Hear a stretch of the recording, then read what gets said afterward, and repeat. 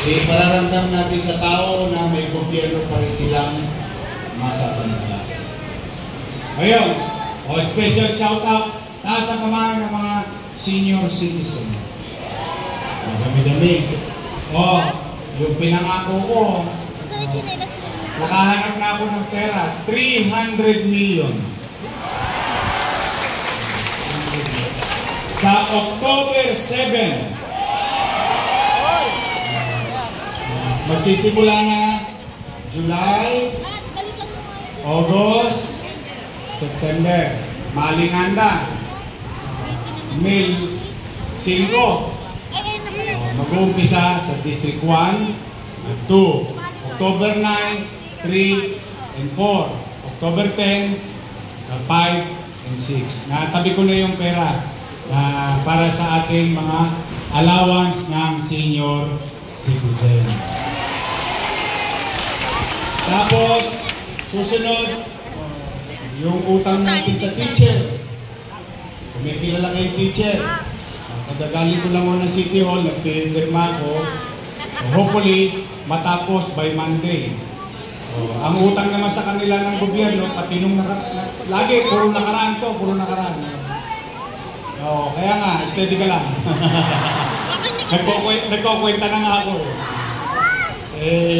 Nakahanap na rin ako ng pera, pero hindi ko naman maibibigay yung Abril, Mayo, Hunyo. Although di pa naman ako mayor noon, pero okay lang. Katulad ng utang sa inyo, mga senior, may utang pa sa inyo 3,000, di ba? Pero ano lang, ipapiyait-piyait natin. Basta for the meantime, i-update ko naman kayo. Yung mga teacher, tatanggap yan. Abril, hindi ko lang maibibigay yung Mayo sa Hunyo. Pero Abril, by next week, kita nyo sa kanilang mga idea. Okay? So, unti-unti, makakatuwid tayo. Ito, kakaiba ito. Kasi gusto ko, wag na kayong pumunta sa City Hall. Kami na ang pupunta sa inyo.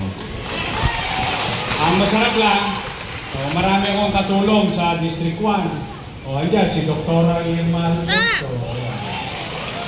Jesus Tagapardo. Ito, matigas pa. Matigas pa ang tungkod. Eric Ianyeba. Junior Ibay. Yung anak ko, mamaya pagpasok sa eskwela, nag-aaral yun eh. Mamaya darating din dito si Joaquin. So magtutulong-tulong kami kasama ang ating Vice Mayor para mabilis.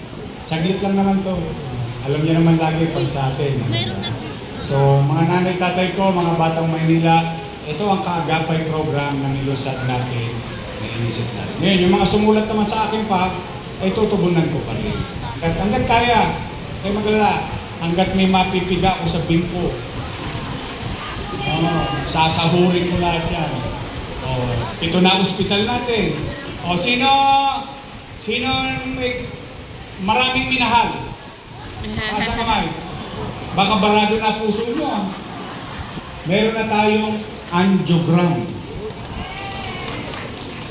Angiogram procedure, pinakamahal yan. Pag may tama ka, susunod, angioplasty. Mas mahal, milyon-milyon.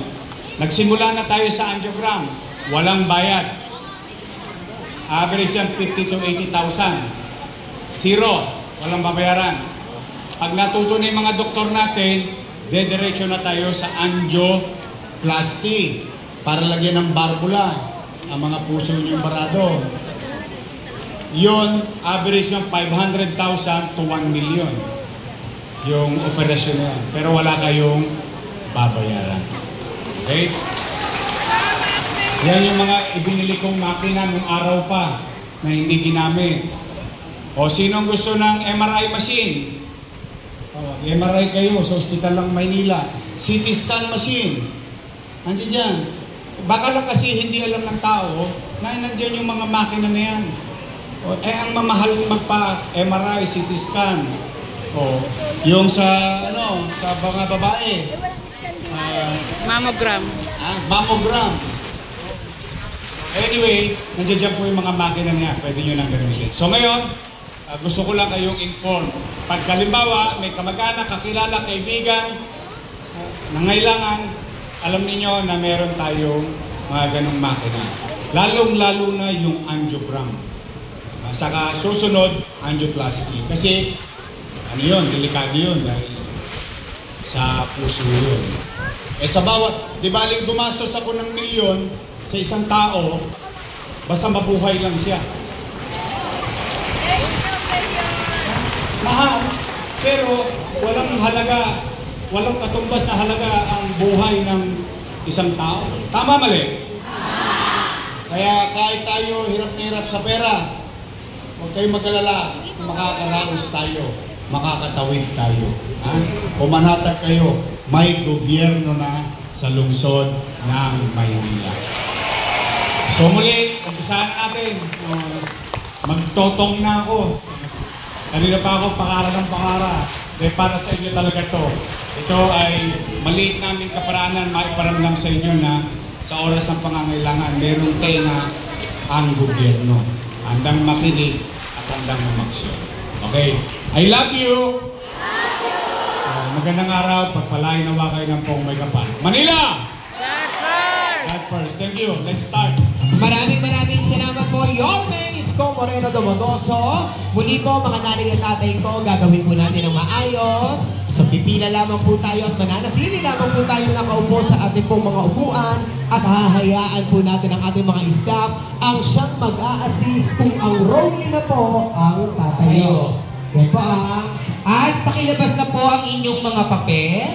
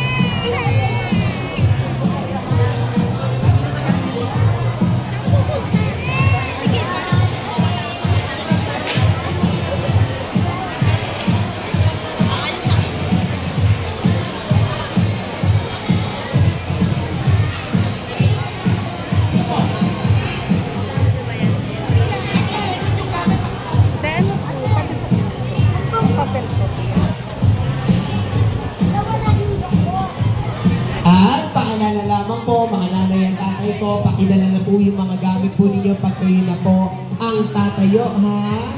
Ito po, financial assistance ang binibigay ng ating butihing mayor. Mabilis lang. Ayan, dami po ang ating mayor, vice mayor, ang ating mga councilor. Nandito po talagang magbibigay ng tulong sa ating mga batang Maynila.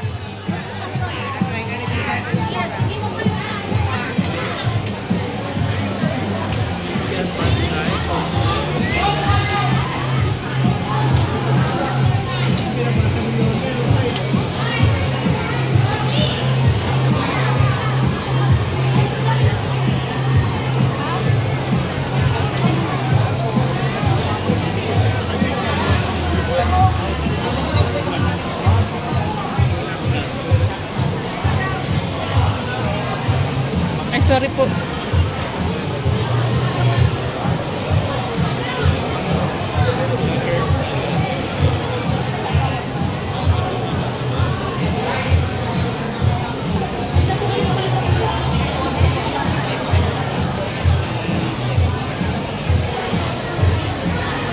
Hindi na tulong, ready na ang ready ng aming mga pasyente dito po sa Balon, sa kaya paano po kayo lumabas, meron din po ba ang kailangan na yorme po para po sa akin lahat. Dito po kayo na.